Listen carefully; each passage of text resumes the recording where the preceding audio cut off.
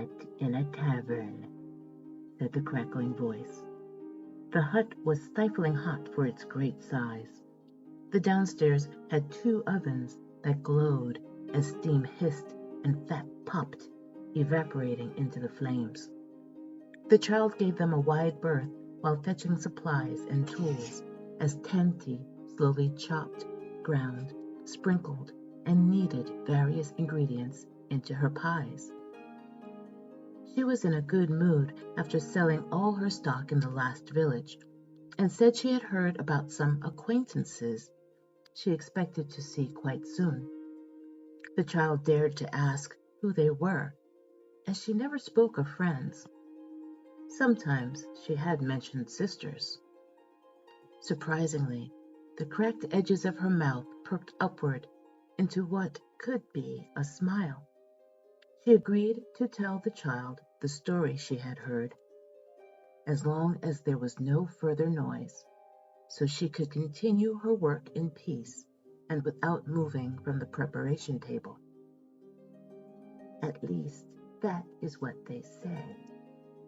But few know how they really were drawn together.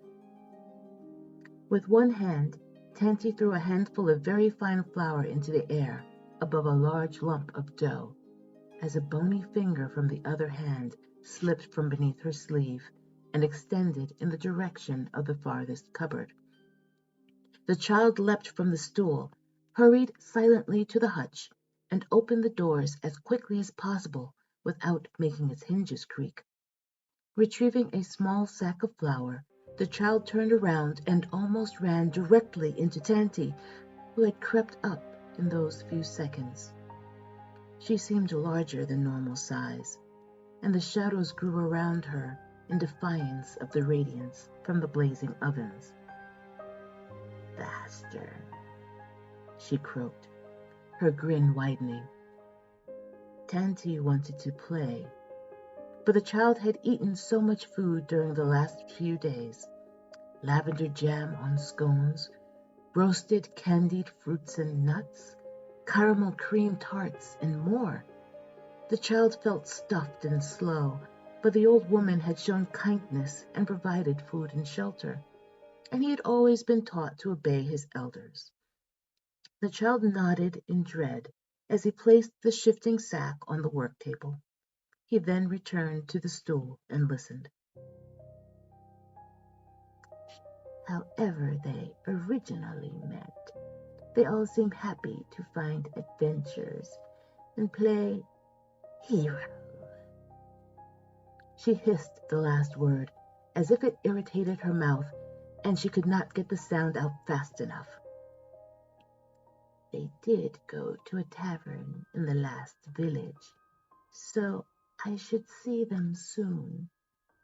She glanced at the child and winked.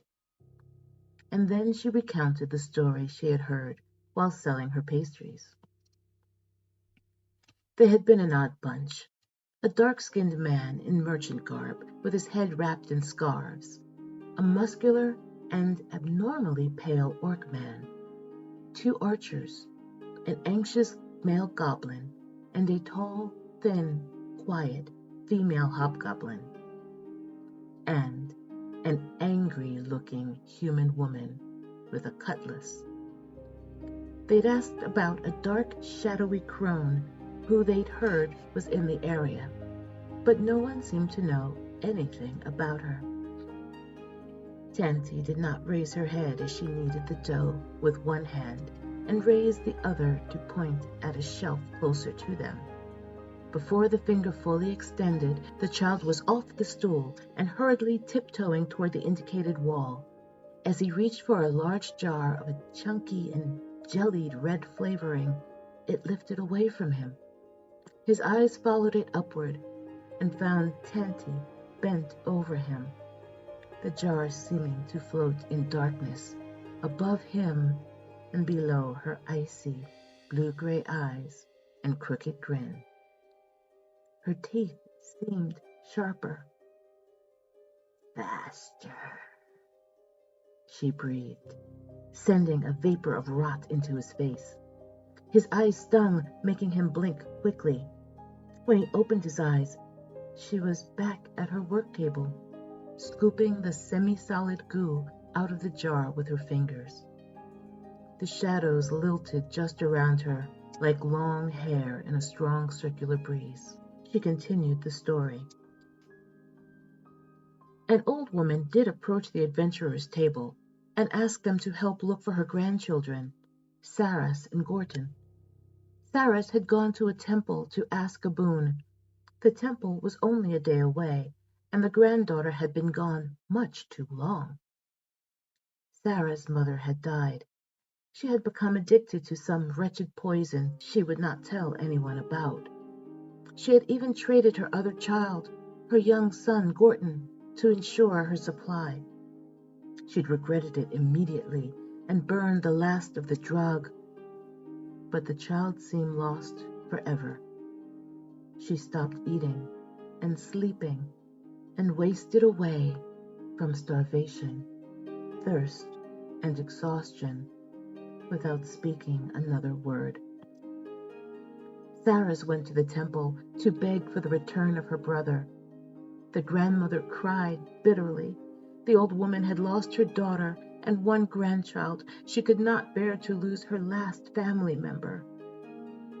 The heroes asked whose temple the young woman had gone to, and were told she went to the temple of the old god, Neewollah, the undead.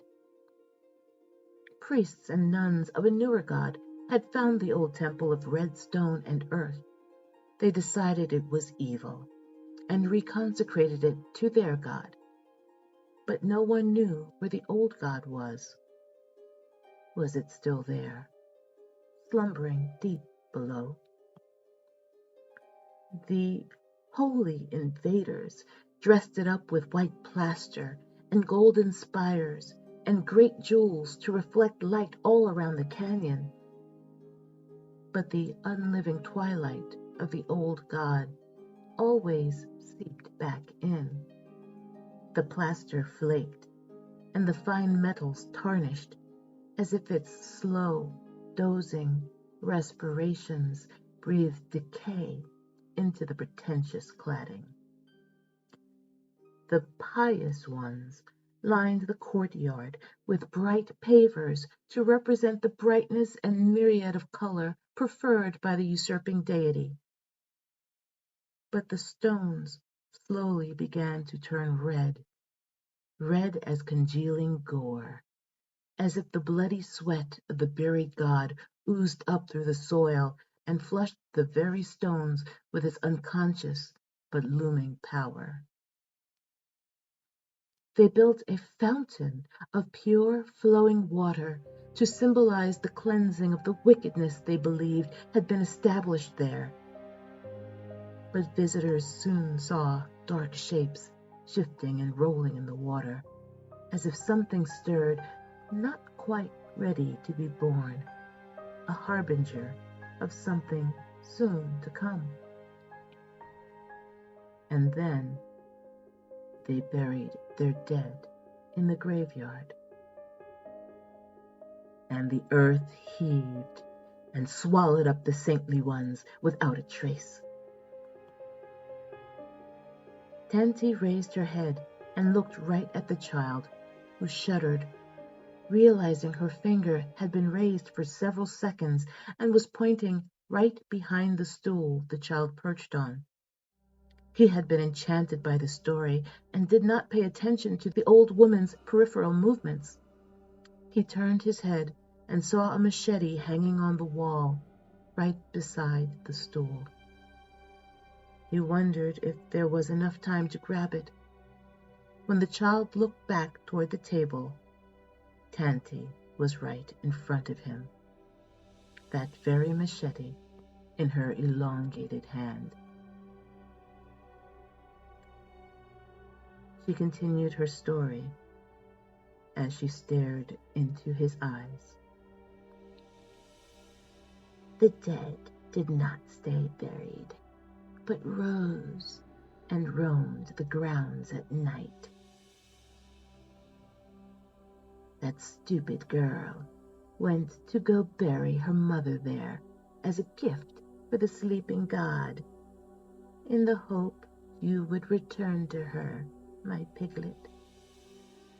I wonder where she got that idea. The entire hut darkened, and her body seemed to melt into the encroaching shadows. I wonder who that old woman was who begged those righteous adventurers to go to the temple. Her eyes brightened and seemed to move farther apart. Her mouth now looked large enough to swallow him whole. Those landmarks of her face slowly rose toward the ceiling and continued to expand. I wonder what else will rise when they get there. Tanti's shadowy form seemed to stretch into and from all the corners in all directions of the shack. All heat drained away from her, all light retreated from her, except for the flash of her eyes and the faint glint from the machete she raised so slowly. I hope they survive. I have such a nice dinner planned for them.